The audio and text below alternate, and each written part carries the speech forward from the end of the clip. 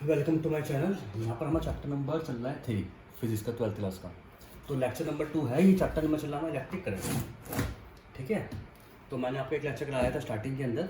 इसमें मैंने आपसे डिस्कस करा था इसके अंदर आपसे कि भाई इलेक्ट्रिसिटी के अंदर क्या होते हैं, इसके न्यूमेरिकल सिस्टम, वो भी मैंने डिस्कस कर लिया था। अभी टॉपिक को आगे बढ़ाते हैं रेजिस्टेंस से। तो टॉपिक का नाम है हमारा रेजिस्टेंस। रेजिस्टेंस क्या होता है? एक कोई वायर है, इसमें करंट जाती है, तो रेजिस्टेंस एक तरह की प्रॉपर्टी है वायर की जो करंट जाने से रोकती है। तो it is a property of wire which oppose the current in wire. Wire में करंट को जाने से रोकती है, ये वायर की प्रॉपर्टी है, इसे कहते हैं रेजिस्टेंस। तो रेजिस्टेंस की जो यूनिट, अच्छा दूसरी बात क्या है, जैसे मैं मान लेता हूँ कि यहाँ पर मेरा एक वोल्टेज है, यह हमारे पास एक बैटरी है, इसे क्या बोलेंगे? बैटरी। बैटरी कैसे होती है? ऐसे होती है, एक बड़ी एक छोटी। बड़ी जो बड़ी लाइन उसका कहते हैं पॉजिटिव, छोटी लाइन कहते हैं नेगेटिव। इसका नाम क्या है मैं पहले समझाता हूँ आपको। बैटरी। दूसरा होता है सेल। एक पार्ट को हम सेल कहते हैं, मतलब अगर मैं एक बनाता हूँ ना, इसे हम सेल कहते हैं। इसमें एक बड़ा पार्ट पॉजिटिव, छोटा पार्ट नेगेटिव। अगर आप देखो तो ये बहुत सारे मिलके बैटरी बनाते हैं। तो बैटरी क्या है? Combination of cell. Combination of cell is called battery. दूसरी बात, जो बैटरी हमारी होती है, थर्ड बात हम जो कर रहे हैं बैटरी की। बैटरी क्या करती है? बैटरी करंट को यहाँ से इलेक्ट्रॉन जाके अंदर पहुँचाती है। इलेक्ट्रॉन हमारे हमेशा नेगेटिव से जाते हैं पॉजिटिव से, ऐसे जाते हैं इलेक्ट्रॉन, ऐसे करके ऐसे ऐसे ऐसे ऐसे ऐसे ऐसे मूव करते हैं। तो एक तरह से बैटरी जो है, एक तरह से जो बैटरी है वो इलेक्ट्रॉन को आगे पहुँचाती है। ठीक है, जो बैटरी है, it provide force to electron to move, उसे कहते हैं हम पोटेंशियल, या एक और नाम है इसका EMF। EMF की फॉर्म होती है इलेक्ट्रोमोटिव फोर्स। तो एक तरह की ये क्या है? पोटेंशियल है। और एक और नाम है इसका वोल्टेज। तो वो हमारे पास वोल्टेज, या पोटेंशियल, है EMF, ये तीनों पार्ट हमारा कौन देता है? बैटरी देती है। उसे कहते हैं हम V। तो V ही। तो तीन बात आपको समझ में आ गई। फोर्थ पॉइंट की मैं बात करता हूँ। फोर्थ पॉइंट हमारा ये है, electron move always negative terminal to positive terminal of battery. Battery के नेगेटिव टर्मिनल से पॉजिटिव टर्मिनल तक हमारे कौन जाते हैं? इलेक्ट्रॉन जाते हैं। और जो करंट अपोजिट जाती है, and current move positive terminal to negative terminal of battery. तो हम यहाँ 5 ही समझे कि एक बैटरी, एक होती है सेल। सेल हमारा होता है छोटा, एक बड़ी प्लेट, एक छोटी प्लेट। बड़ी प्लेट कहते हैं पॉजिटिव, छोटी कहते हैं नेगेटिव। जब बहुत सारे सेल मिलते हैं कहते हैं बैटरी। तो combination of cell is called battery. Battery एक तरह की फोर्स है जो इलेक्ट्रॉन को देते हैं, और इलेक्ट्रॉन हमारे चलते हैं। जब इलेक्ट्रॉन चलते हैं तो करंट बनाते हैं। तो बैटरी फोर्स को हम 3 तरह से बोलते हैं, या तो पोटेंशियल बोलो, तो पोटेंशियल दिया है, या बोलो आप EMF दिया है, इलेक्ट्रोमोटिव फोर्स, और या बोलो वोल्टेज। बात एक ही है। इनमें से थोड़ा सा डिफरेंस है, आगे पढ़ेंगे इसके अंदर बाद में क्या डिफरेंस है। तो ये वाली बात समझ में आ गई, ये समझ में आ गई, ये समझ में आ गई। एक वाली बात करते हैं। इलेक्ट्रॉन हमेशा नेगेटिव टू पॉजिटिव चलते हैं, तो करंट हमेशा कहाँ चलेगा? Positive to negative. ये 5 बात आपको याद हो गई। अच्छा, तो रेजिस्टेंस क्या है? रेजिस्टेंस इस तरह की प्रॉपर्टी है जिससे करंट हमारा, रेजिस्टेंस है प्रॉपर्टी ऑफ द वायर जिससे करंट जो है हमारा अपोज करता है। ठीक है, इलेक्ट्रॉन जाने से रोकता है। इसको रफ करता हूँ, मैं आगे बढ़ाता हूँ टॉपिक को। तो ये मेरी बेसिक बात हो गई सारी, यहाँ पे नोट भी कर ली होंगी। हमारा जो ओम्स लॉ है वो क्या है? V directly proportional to I। जो पोटेंशियल हम जितना देंगे उतना करंट बनेगा। और V equal to I R. V यहाँ पर क्या है, पोटेंशियल है, I हमारे पास क्या है, करंट है, और R हमारे पास क्या है, रेजिस्टेंस है। ठीक है, नोट करने वाली बात है। यूनिट अगर हम देखें करंट की कितनी होती है, वो होती है एम्पियर। यूनिट हम देखें वोल्टेज की, वो होती है वोल्ट। अगर हम यूनिट देखें रेजिस्टेंस की, तो वो होती है ओम। ओम को हम ऐसे भी दिखाते हैं सिंबल में, वोल्ट को हम वी भी दिखाते हैं, एम्पियर को हम ए भी दिखाते हैं। ठीक है, तो इसके हिसाब से आप देखो तो volt is equal to I into R. तो volt is equal to ampere into ohm, ये इसकी फॉर्मूला हो गया।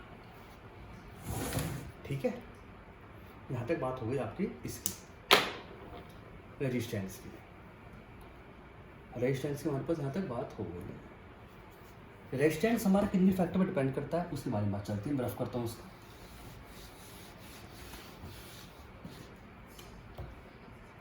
On which factor resistance depend, किन किन फैक्टर पर रेजिस्टेंस डिपेंड करता है। तो पहला करता है resistance directly proportional to the L.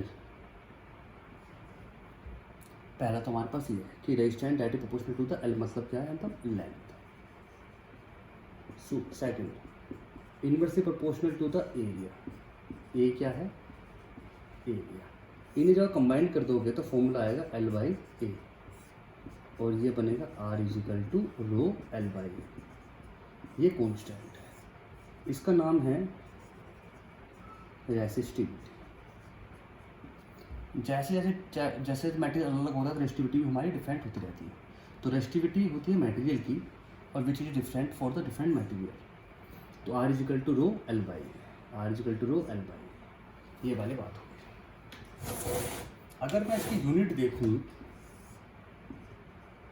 Unit of resistivity, तो R is equal to rho L by A, R is equal to area upon length is equal to rho. R के लिए ओम, इसके लिए मीटर स्क्वायर अपॉन मीटर।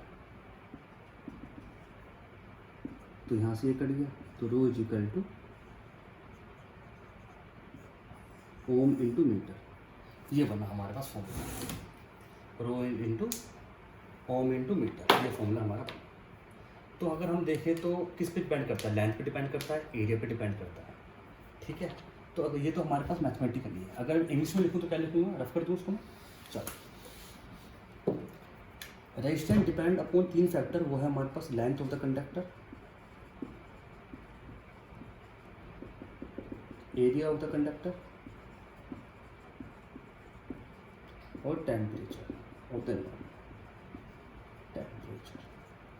1 2 3 पे डिपेंड करते हैं ये चीज़ें। ठीक है, तो यहाँ तक हमारे पास बात हो गई। ये क्वेश्चन पेपर में बहुत आया है कि ओम मीटर किसकी यूनिट है, तो आप ये बोलो ओम मीटर हमारी रेजिस्टिविटी की यूनिट है। Different material have different value of resistivity, पहली बात। तो यहाँ तक आपकी सारी बातें हो गई, जितनी भी छोटी छोटी बातें थी उतार लो सारे यहाँ तक के।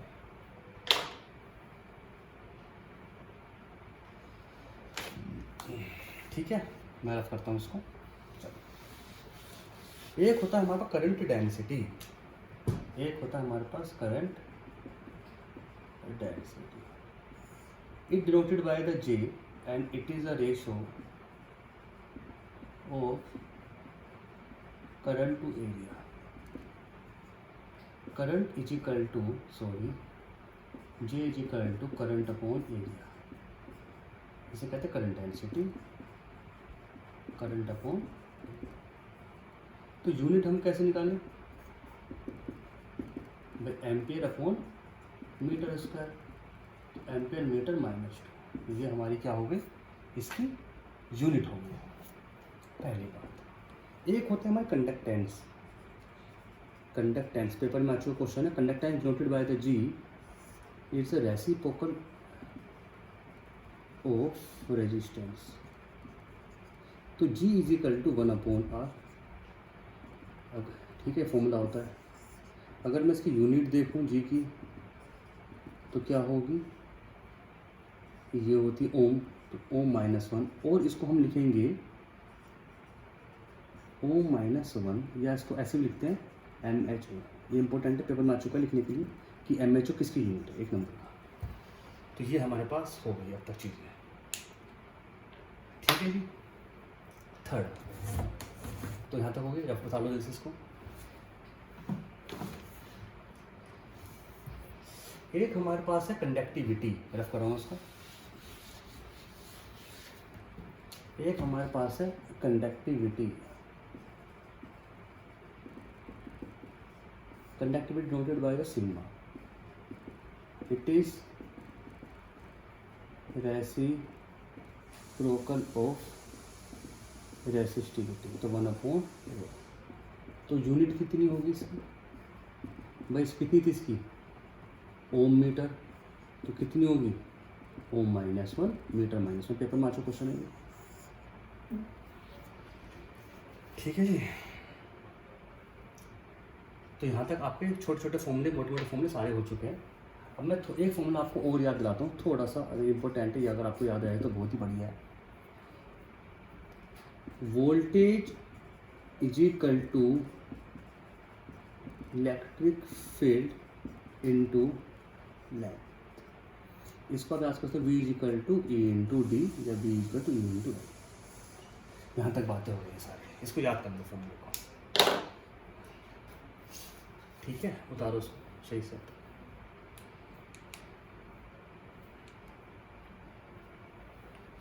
अगर ये सारा हो गया हो तो मैं दोबारा सारा लिखता हूँ, ठीक है। रफ कर रहा हूँ मैं इसको, आगे बढ़ता हूँ। आइए, अभी तक जो हमने फॉर्मूले पढ़े वो है हमारे पास I is equal to Q/T, current is equal to charge upon time.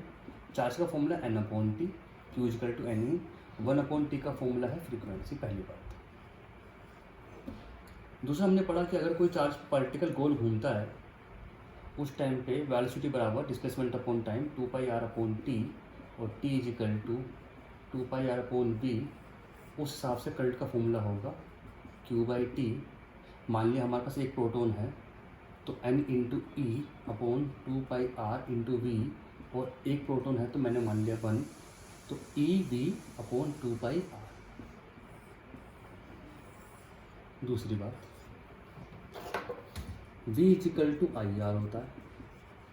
तीसरी बात, R is equal to ρL/A होता है। चौथी बात। पांचवी बात, conductance is equal to 1/R होता है। छठी बात, conductivity is equal to resistivity होता है। सातवीं बात, current density is equal to area होता है। सातवीं बात। आठवीं बात is equal to V is equal to E into length. तो आपको ये फॉर्मूले याद होने चाहिए। उतार लो जिससे,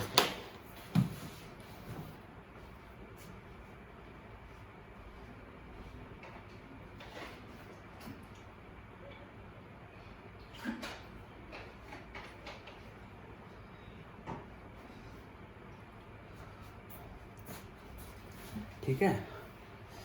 चलिए, तो यहाँ तक आपके टॉपिक ख़त्म हो चुके हैं। बहुत सिंपल तरीके से आराम से पढ़ते रहो, कोई टेंशन वाली बात नहीं है, बहुत सिंपल है एकदम। नोट्स का कुछ नहीं पढ़ना।